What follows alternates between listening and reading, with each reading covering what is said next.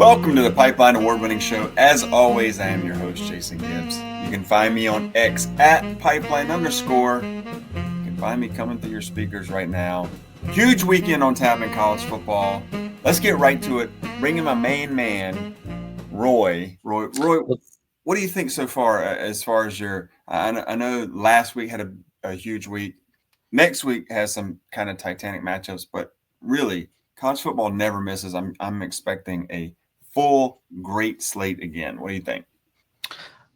Yeah, I think you've got the setup is there for another good strong week of college football. I just want to comment that I'm really happy you're not sweating anymore, so I can no longer be distracted on these previews. I was sweating your parlay bets out for you, man. I was Hell yeah.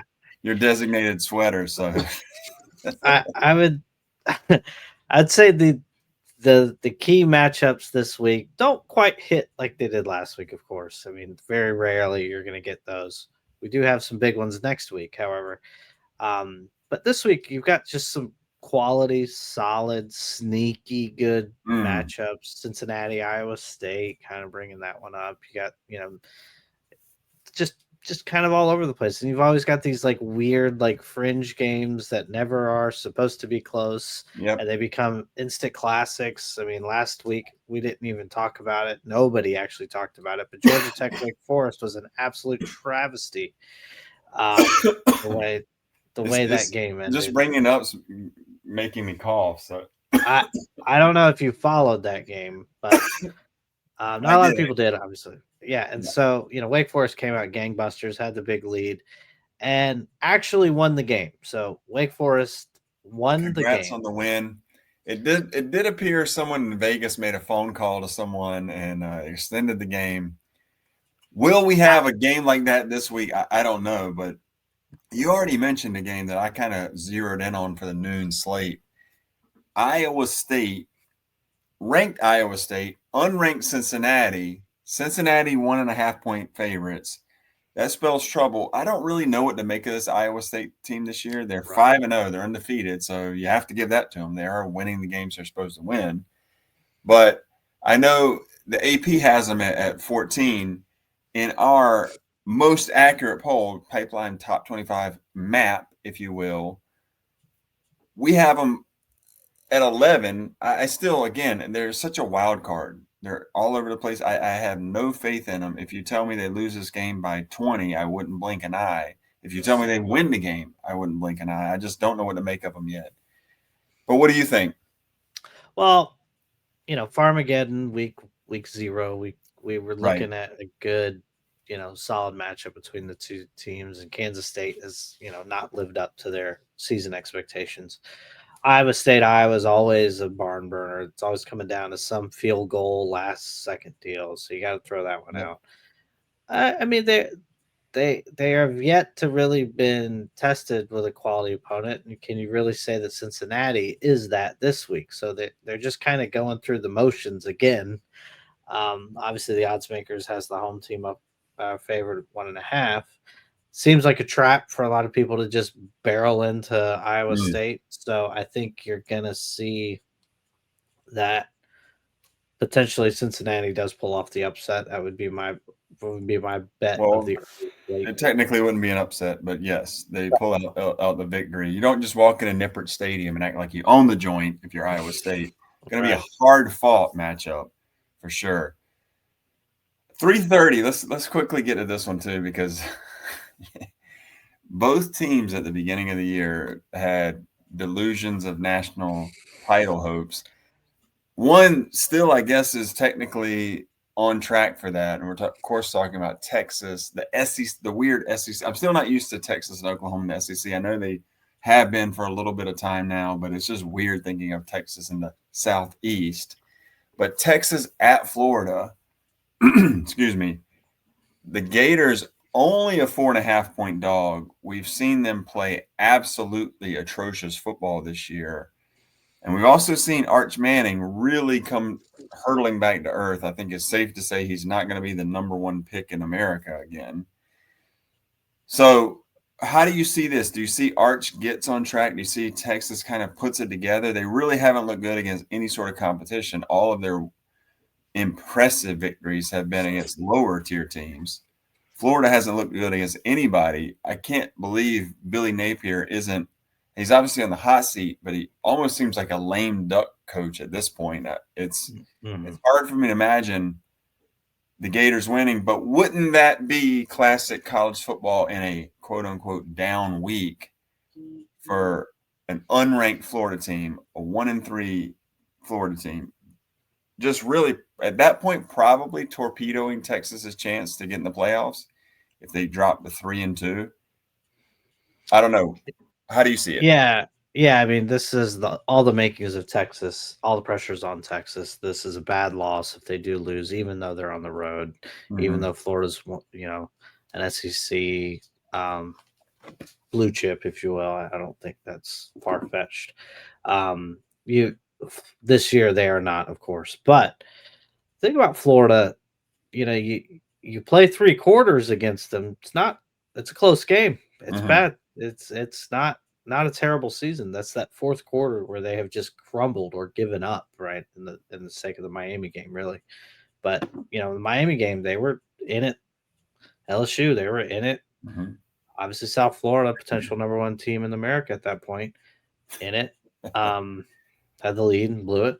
So if Florida can just get some momentum to carry into the fourth quarter, their season, maybe they should at least be 2-2, potentially 3-1, because you could Mm, argue that 5 interceptions against LSU and still only lost by that much. right. Um, so going back to Texas, I mean, all the pressure is on him, so that puts even more pressure on Arch Manning to fill these expectations. If he comes out slow, the over under on that game is 42.5. So they are not expecting No. much from either offense. And so I can't remember. I want to say it might be a friend of the program, Josh Pate, tweeted something out.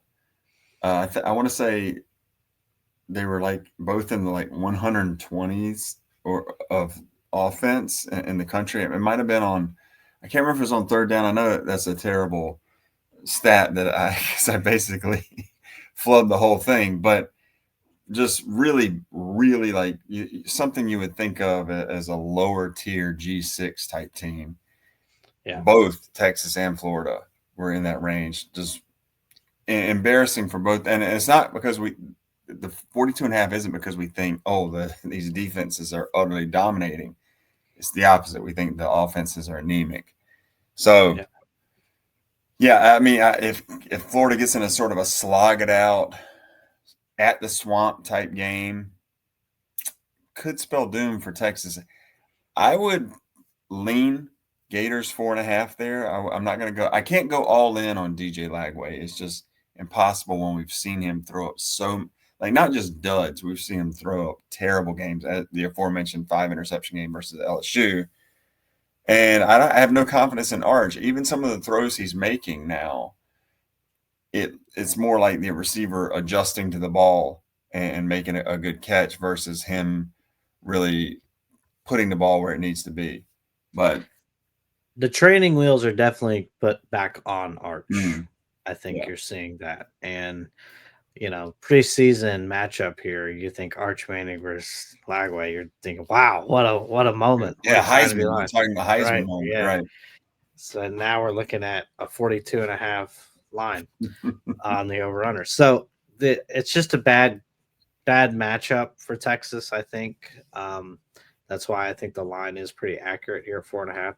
Me personally, it's a skip. If I've had to take the money, I would actually go with Florida plus 4.5. Yeah. Just I think Texas squeaks out a 4-point win. Maybe they're up 11 at the end, and a little backdoor cover action to Mm, make it look better. But I don't expect a barn burner at all, right. unless the running game just goes berserk for both teams. You get Yeah. bad tackling. That's just it.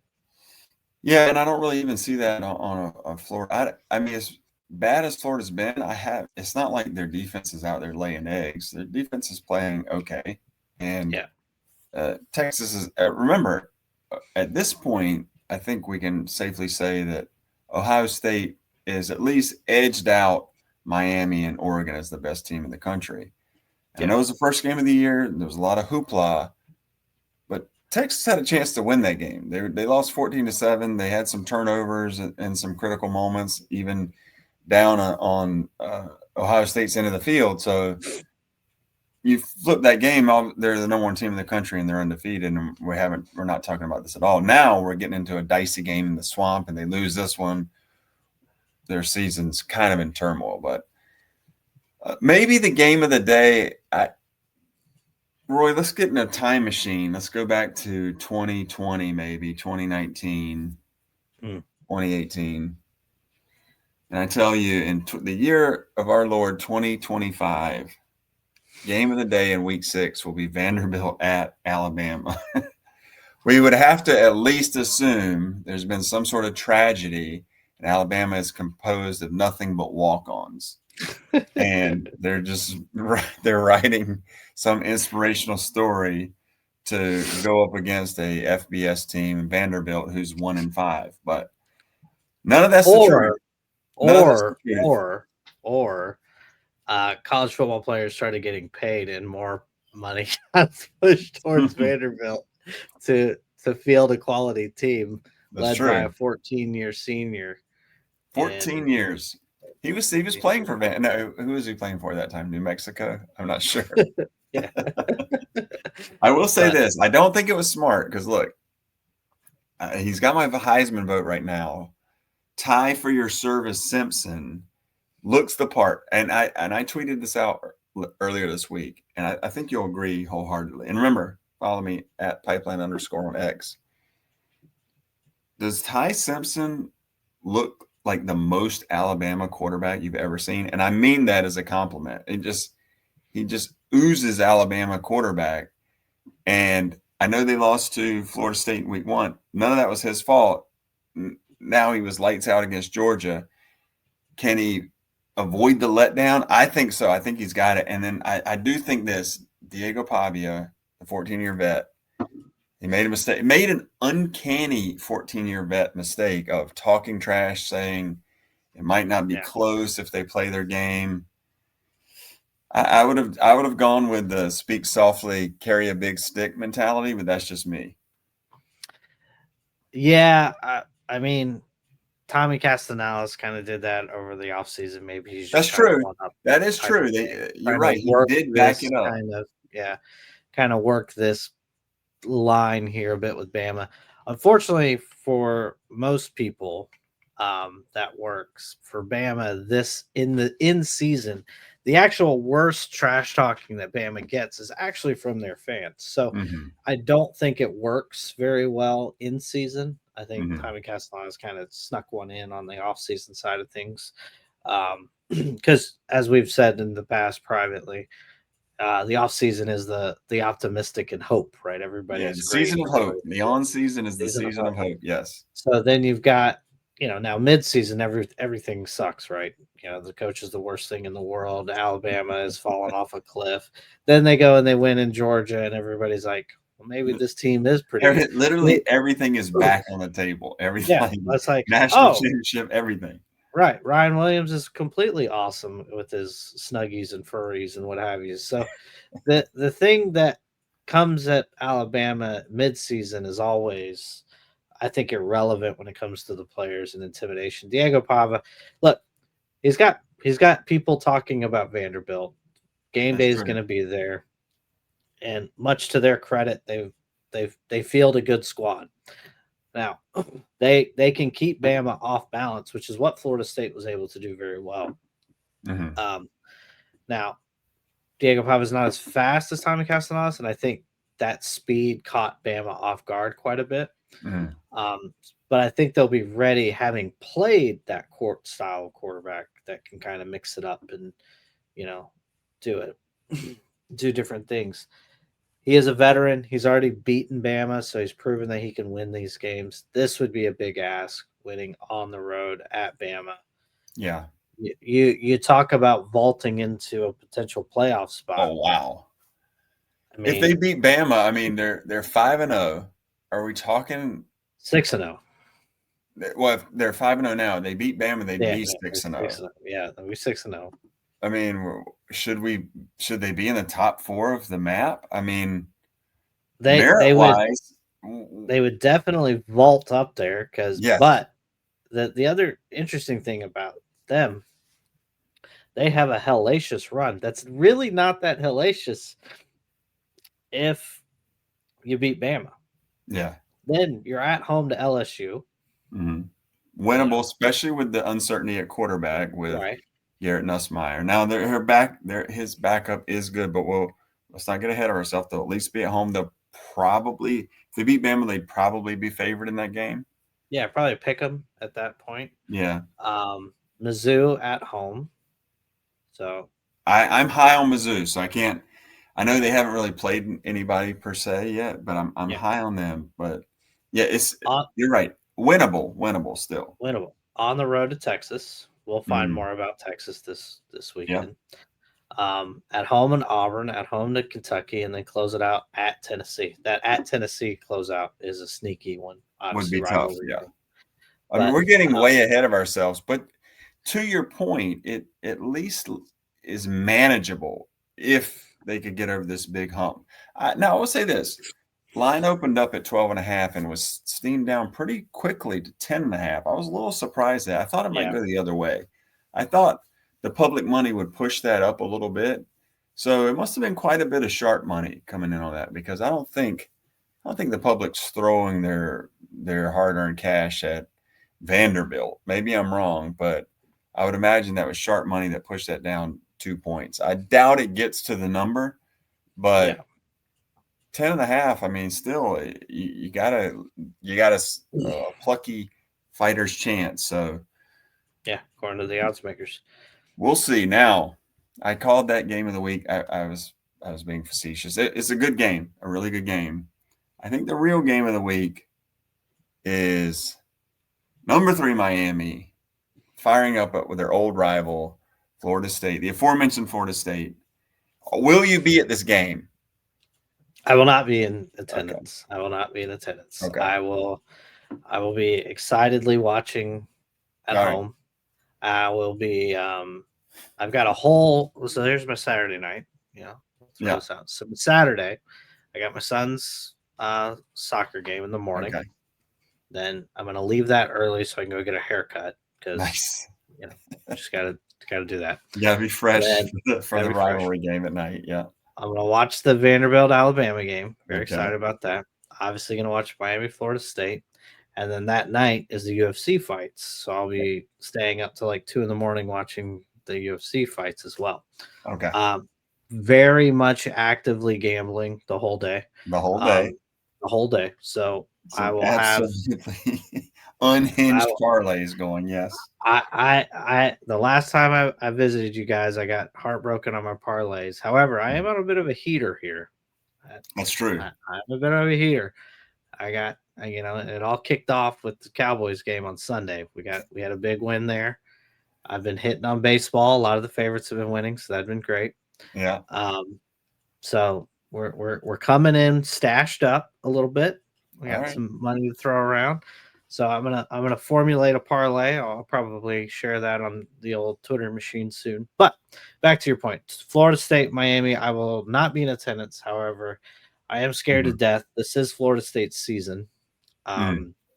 It is very difficult to see the road ahead if they do not win this game, both in the Mhm. ACC championship side of things and in obviously playoff side of things. Yeah. They win this game, everything's right back to where it was a It was week just ago. like we were talking with Alabama. They lost. Yeah, Speaking of Florida State, they lost that game. They're horrible. They're out of the playoffs. They beat Georgia. Everything's back on the everything's table, back on including the table. national championship. I Right. think the same thing would happen if the Noles could get past the Hurricanes. The I mean, stadium will be rocking. Doak is This going to be is rocking. It is going. they're going to be rocking. That this is I, the game of the year yeah, I for just the the only NCAA. thing the only thing I feel bad about, or that I wish were different, and you know what I'm going to say. I wish Mr. Musburger was behind the mic and just that's where it all started out with the Florida State girls and the towing the line comments, but Yeah. and Jen Sturger and company. But I don't Um, know. I mean, Miami last week they were our number one team in the country in our Yeah. map poll. We did give the nod to Ohio State just for going on the road in a tough environment in Washington and really handling the Huskies. We kind of and Miami was off. And Miami is also in a weird spot where I think they play like one game in 20 days or something Yeah. ridiculous, a classic college football scheduling. Don't get me started. But on this, they win this game, I'm probably bumping them back up to number one. Yeah. Probably. Yeah. Because they're at least at that point stacking up quality wins. Now, we already just mentioned the Alabama game. Tide fans are probably cheering for Florida State this week because Right. Yeah. last week we had the weird scenario of their loss makes Alabama's resume worse, and Alabama's win makes Florida State's resume better. So, Yeah. Florida State beating Miami, probably hopping up to in the top 12-ish range, depending on what the rest of the day, how the rest of the day plays out, would bode well for Alabama. So both teams, those are both of the game of the week. They're kind of linked in as far as resume. I don't know what to expect really about this game. I would lean Florida State. I am not 100% sold on Miami and Mario Cristobal. I feel like sometimes they get a little too conservative for my taste. They need to go out with gangbusters. And we've seen them lose winnable games. We've seen them actually lose very winnable games. The Georgia Tech game from a while back comes to mind. Was that last year or the year before? But anyway, you know the game I'm talking about. But Oh yeah. where they literally pulled a defeat Take a from the knee. jaws of victory. Just take a knee. Just take a knee. So Take a knee. who's the pressure? I guess the pressure's on Florida State in this game, right? Well, A loss and their kind of. season's over. Yeah, I mean, I think both, as odd as it sounds, it's pretty equal fitting here because if you look ahead to Miami's schedule, Mm-hmm. potentially ranked Louisville coming in on that Friday night. Well, they are ranked in Following. the map poll, and that's the only one They that are matters. after that, yes. Then you got Louisville, Stanford, SMU, Syracuse, NC State, Virginia Tech, and Pittsburgh. So Those are all it is. winnable. That's what I mean. Is they may not have a resume builder. Oh, okay. I see what you're saying. Outside of this Florida State and obviously Mhm. they beat Notre Dame. They absolutely crushed potential number one South Florida. Now you're going, the Florida win doesn't look very good. What was the over under on number of times you mentioned South Florida almost being the number one team in the country? What was the over under? I should have taken the over, whatever it was. Anyway, to your point, keep going. There's a moment in time that we have to always reference, and it was that South Florida was one win away from being. Where were you? Remember when? Yes. Yeah. But yeah. Actually, you're right. Obviously, I don't know who they would play in the ACC championship if they got that far, because it's not going to be Clemson, and Clemson, if it is Clemson, it's not going to be a very valuable win. So maybe their last chance at a really stellar resume builder win. I don't know. Louisville could be something. Yeah, of course. But see, again, that is on a Friday night.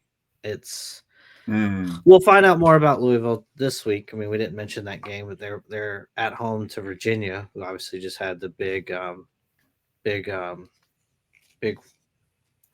chaos win over Florida State. Iconic moment of the season so far. Yes. Some would say they ran over Florida State. Where's my Ed McMahon hi-oh button? I need to put that on the pod. But I guess pressure's on both teams. I think a close loss here for Miami, season's completely fine. If Florida State comes out and then just pulls what they've done, back in the day when old Randy Shannon was coaching the Canes and it was like 21-0 in a heartbeat. You got some problems if you're Miami, because if they don't show up in this game, that Notre Dame win doesn't look as strong, because Notre Dame will not have a showcase win on their resume because of their competition's a little bit lesser. Outside of USC could potentially be one of those. but even still, that's not a top tier team. The thing for Florida State here is Florida State gets a win at or against Miami, a top 3 win. Again, like we just mentioned, season's right back to where it was. Mm-hmm. But even for Florida State, if you look ahead of their schedule, the ACC being as weak as it is because of Clemson, and you have Georgia Tech, but both of these teams, shockingly enough, do not play Georgia Tech. So the Conferences are other too big. They're too big. I mean, they're too big, right? And so you've got Florida State here. You got Pitt next, winnable, of course. Stanford, Wake Forest, Clemson at Clemson, so that could be, it's always tricky. yeah. Virginia Tech, NC State, and then at Florida. So if you're Mm. Florida State, you This is can. their last moment to make a This is their statement moment, run. right? So if you want to think about it in a potential elimination game in season, even with a 12-team playoff, Mm-hmm. this is definitely it for Florida State because you can't go 2 ACC losses this week of a conference Yeah. and survive. So You would have to um, get so much help ahead of you. You'd have to have teams losing left and right, yeah. losing multiple times left and right. And you would have to look pristine the rest of the year. I mean, Right. we're talking 20 plus wins, 20 plus point wins throughout. Yeah. So let's go through a little bit of analysis on this game. So Florida State's offense was sputtered up a bit against Virginia, not by performance, but by turnovers. They just would Mm. get down there. They had multiple red zone turnovers. They hold on to one of those. The game's completely different. They go down 14-0 really quickly against Virginia. Yeah. They come back. They take the lead at 21-14. Then they give up a touchdown right at the end, meaningless, 21-21 halftime. I mean, the the whole thing just, and then obviously losing overtime and their wide receiver gets trampled. So the Florida State offense had its first kind of bad game. Tommy Castellanos looked like he was still at BC. So But do they we? were moving the ball. I mean, Yeah, I don't know if I would say it was a bad game. They were moving the ball left and right. They did have some like critical errors. One of them, even though he was basically the reason they were in the game, the Deuce dropping the touchdown. yeah, That was Deuce. tough. I mean, I don't know whether they got the 2 point conversion or not, but if they have, then you're right back to a coin flip game. Yes. Yeah, How about the other side of the ball, though? You're talking about that Florida State offense. What about maybe the best player in college football? Obviously, defensive players don't really get invites to Heisman much. Ruben Bain for yeah, Miami, just him and Caleb Downs are just right up there. I mean, just wrecking yeah, balls. And it'll be interesting to see how Miami utilizes him, moves him around, and how Florida State shifts their coverage and their line play to account for him. So that side of the ball, if you look at Miami on the offense, I am begrudgingly driving the Carson Beck bandwagon. He's got to have a good. He cannot go out there and lay these eggs. He cannot go out there and be DMing Instagram models on the sideline. He has to be 100% focused, ready for this game. Because, like you said, Doak is going to be absolutely rocking. yeah, yeah. They're all the pressure will be on him to perform. I think he does do well, but I will take Florida State in the upset All outright. right. I will take the points. I will be betting on Florida State. I have to. It is no way, shape, or form can I not bet Look, against Miami we've here. talked about timeout. I'm going to go stand in the timeout corner for you because Yeah. this is bad judgment. This is just bad judgment. You can't bet on your favorite teams like that all the time. You're gonna it makes the loss doubly, and they're not even a favorite this week. It just makes the loss doubly painful. I don't know how you Yeah. do it. Unkind. Yeah. Hopefully, I will say this. Hopefully, you have some sort of parlay cooked up in which you can hedge at that point and come out ahead The either way. yeah, I mean, by then we're gonna be on leg 19, so we're gonna be ready to go. I missed the first 18 legs of my parlay. Right. I'm thinking about this 19th leg. If only a few dozen things went my way. Right. Um, no, I would say I've got to take Florida State. I see them. this is how a team, this is it's the mark of how Norvell is going to coach this team moving forward. Mm, Can he get these guys moving up? A lot of heat on Norvell heading into this year after the dud last year. He's yeah. done a great job raising the expectations again here. I mean, nobody had this type of expectation this year Mm, for this team, um, as you saw in the preseason rankings and all that stuff. I mean, and I mean, they were plus 400 to beat Bama opening weekend. right. The So not only did they beat him, they pretty much handled Handled him them. until Yeah. the very end. Kind of weird stuff. So if that Florida State team shows up, which I believe will at home at a Rock and Doak, similar scenario as Alabama game, you're gonna get uh, a, a, an interesting outcome for the Mhm. pollsters moving forward. I believe, and I think Florida State takes it. However, I am biased. That is my team. That is who I Yeah. root for. Yeah. And I am not fond of Carson Beck or Miami. So this is like double easy pick for me. Right. Um, Let me give this nightmare scenario for you. thank you. Let me give you a scenario of Miami wins handily. Let's say 24 to 28 points. All right. Okay. Okay. Is Mike Norvell immediately we're back on the hot seat? Has the season so far been undone and now he's back on the hot seat? I don't think so. And the reason why I say that is even in the loss against Virginia, the team played hard. Mm-hmm. They did not quit. Hostile territory, Yeah. literal players getting trampled at the end, and you were in it, right? And granted, Yeah. Virginia not a team you want to lose to, Oh, but I mean, well, let's say this. not This a isn't. bad team. They're much improved. They're not the Yeah, Virginias from a few years ago, like maybe just post Bronco Mendenhall, where they really couldn't even hardly field a competitive right. team. Tony Elliott's got that team playing. We won't harp on this game. We won't go in depth to it because we've kind of touched on some of the others. If Virginia goes into Louisville and wins a game in which they're almost a touchdown underdog, Yeah, that'll really start to move. And I'm sure Florida State fans are going to be cheering for them at the 3:30 game, cheering for Virginia to win just to make yeah, their loss look a little bit better. I have my doubts if they can actually do it, especially after the big letdown loss and everybody patting them on the back for a week.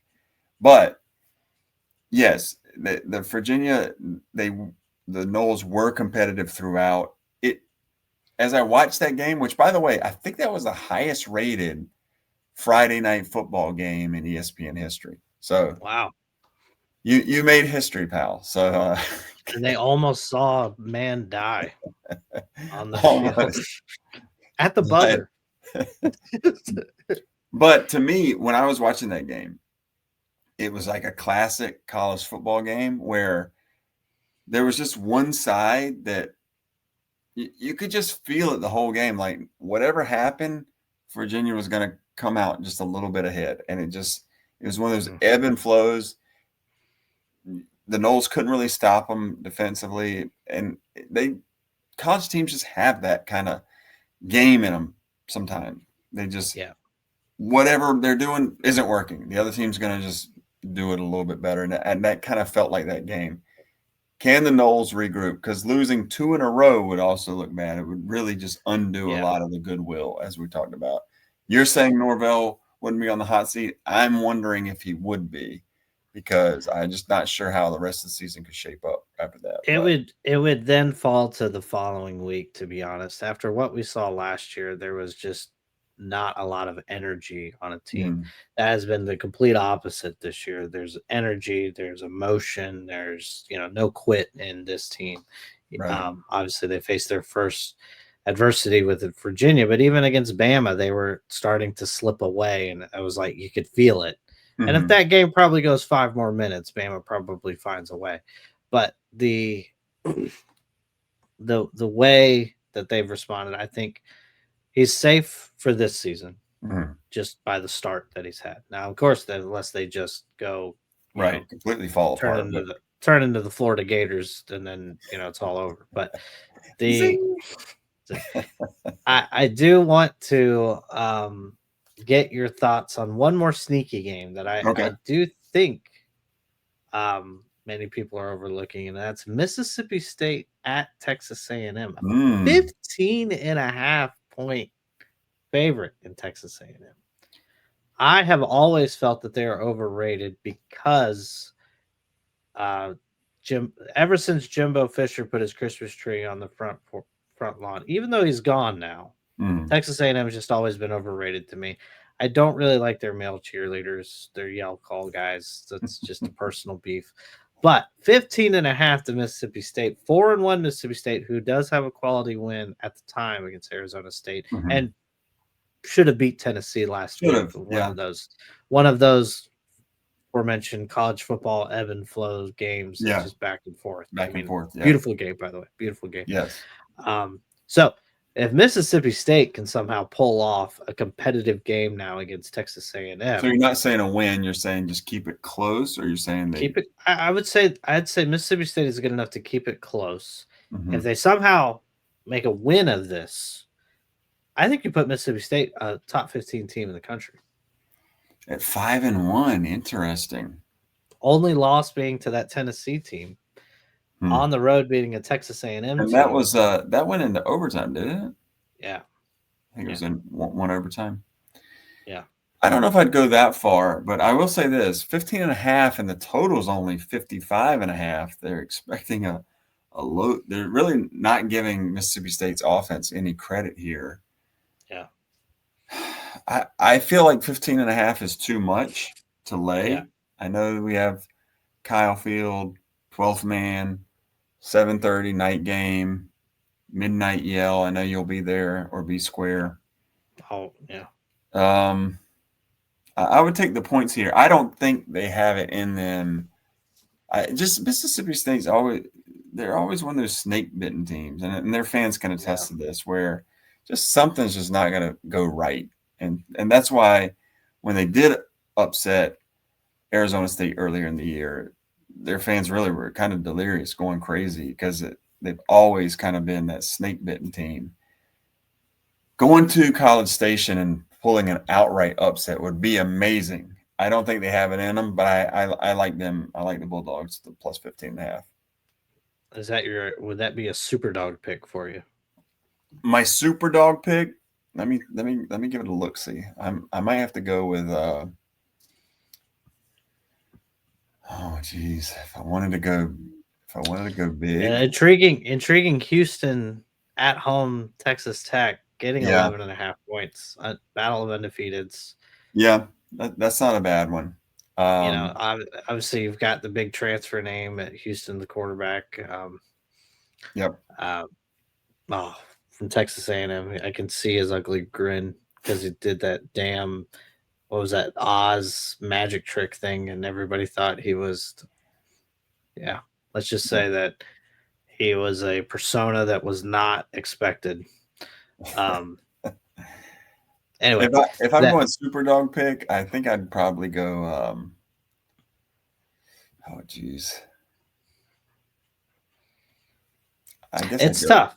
I think I'd probably stick with Florida, 4.5. What about the Friday night game?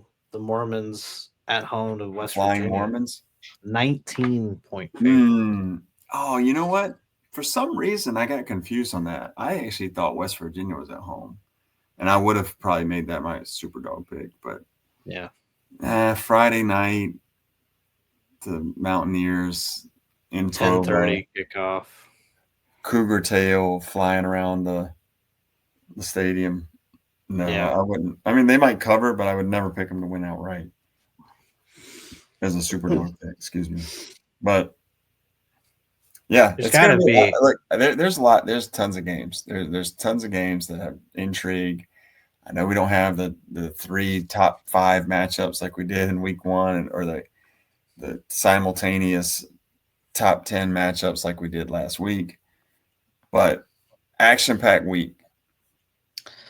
I do want to say I am very, very excited about next week. The potential for next Just week is enjoy great. what So you have. I'm gonna enjoy this week. I'm nervous about Florida State, so I'm Okay. just gonna look ahead to next Right. week. That you're excused if that's your reason. You're excused because Yeah. that's definitely understandable. But If I was to cook up a parlay for week 6, here's what I would go. okay. So I'm looking at Cincinnati -1.5. Yes. I love them.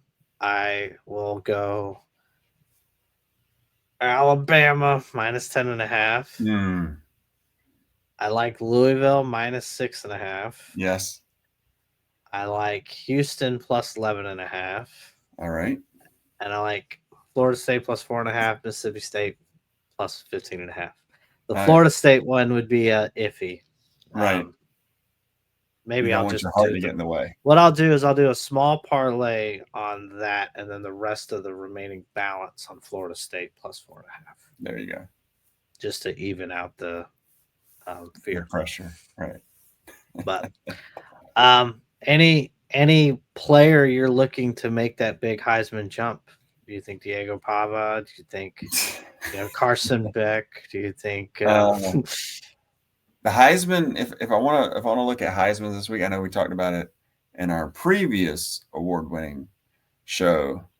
If I'm looking at Heisman moments this week, I'm actually probably going to go slightly off the radar, and I'm going to just because I think it could be a good game, and possibly a little bit of a stat padding game, and I'm going to go Julian Super Saiyan for Ohio State. wow? I Okay. think I do think this. I think Ohio State's probably a little bit of a sleeping dragon, intentionally sleeping. I think they're slow Mm, playing the year. That's kind of the mm, feeling that I get. They're slow playing the year. They're not showing all their cards. They're winning, solidly, handily, but not mm. just like all trick play and bombing it down the field. They're doing what they can to control the game and then just getting out of the game. And I think that's going to bode well for them down the line, possibly in the form of maybe Jeremiah Smith, maybe Julian Super Saiyan. I don't think Caleb Downs could win the Heisman, but he should definitely be invited. But that's just everybody's focus is on offensive stats. So I would go him, and then of course my guy, the Theismann Award, Tie Oh, for Your nice. Service, Simpson. Both of them can have big games this week. But I think that's going to wrap this week up. We'll see you guys next time on the Pipeline Award-winning show.